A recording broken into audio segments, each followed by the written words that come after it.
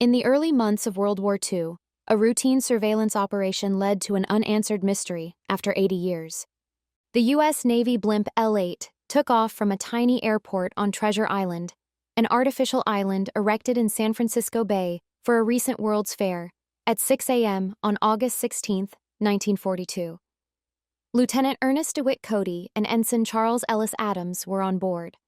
5 hours later, the L-8 crashed on a residential street in Daly City, California, scraping roofs and electrical wires. Local firefighters fled a fire in the hills to race to the scene, extinguish flames, and rescue the airship crew. But they soon realized there was no one to rescue. Both pilots disappeared from their spacecraft. 5 hours later, the L-8 crashed on a residential street in Daly City, California, scraping roofs and electrical wires. Local firefighters fled a fire in the hills to race to the scene, extinguish flames, and rescue the airship crew. But they soon realized there was no one to rescue. Both pilots disappeared from their spacecraft. Aviation expert Dan Grossman thinks biplanes were ideal for coastal surveillance. They could stay in the air for long periods of time, fly slowly and at very low altitudes, hover over targets, and operate in low visibility and cloud ceilings, which fixed-wing airplanes of the time could not do. Goodyear created the L-8 as a promotional blimp. The Navy moved it and 4 other L-series blimps to Moffett Field in Santa Clara County, California, which already had numerous massive airship hangars, in early 1942. Other L-series blimps visited Lakehurst, New Jersey, the 1937 Hindenburg crash site.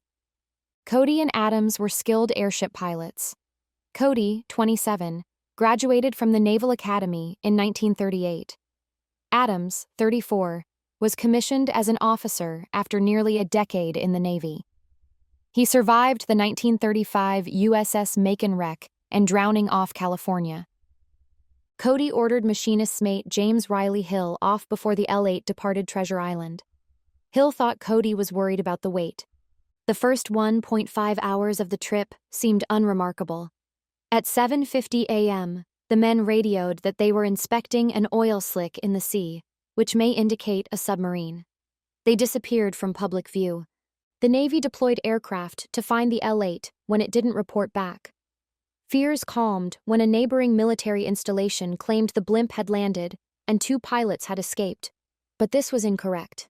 Instead, the blimp landed on a beach a mile distant. No one was on board, witnesses stated. They attempted to stop it, but it rose again and headed toward Daly City. Daly City police and fire rescuers discovered the blimp's control vehicle door open, but no fire or damage. The ship's radio worked, and both men's parachutes were intact.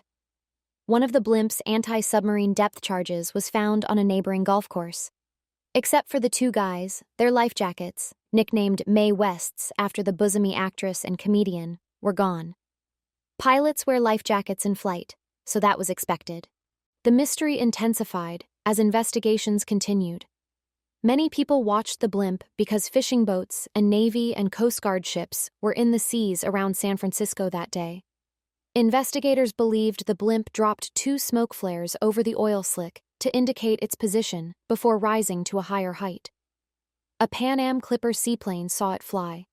A search aircraft saw it at 2,000 feet, double its typical altitude, before it plunged back into the clouds.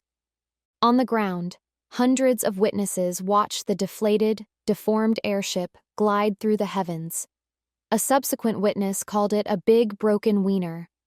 Some onlookers captured images that authorities tried to seize. As usual, witnesses presented conflicting stories. Some said they saw no one on the balloon. Using binoculars, a horseback rider saw 3 persons. Other witnesses saw guys parachuting. Navy searched San Francisco seas for days. One hopeful notion was that Cody and Adams were rescued by a ship that was keeping radio quiet. The men and their life jackets were never located. Many ideas surfaced after the catastrophe, and for decades. Japanese grabbed the guys. They defected. A stowaway killed them. They died fighting for a lady. Aliens kidnapped them. Many experts now believe they fell out. Maybe as one tried to fix something outside the ship and lost his balance. Then the other tried to save him and fell too. The Navy supported that theory, but called it a matter of conjecture. Some say one guy fell from the balloon and the other dived into the water to help. This theory is rejected by Grossman. He thinks it is certainly possible that both officers accidentally fell into the ocean. If one officer fell, the other would have stayed in the blimp to radio for help. The radio worked, and mark his comrade's location. Navy men instinctively avoid abandoning ship unless necessary. Yes, don't give up the ship is the U.S. Navy's unofficial motto. L-8S returned to Navy duty after repairs.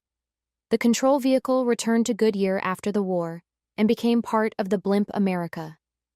After the Blimp retired in 1982, the control vehicle transferred to the National Naval Aviation Museum in Pensacola, Florida, where it remains. Museum admission is limited to Department of Defense ID holders. The L-5 control vehicle from a happier Blimp is in the Smithsonian's Stephen F. Udvar-Hazy Center in Chantilly, Virginia.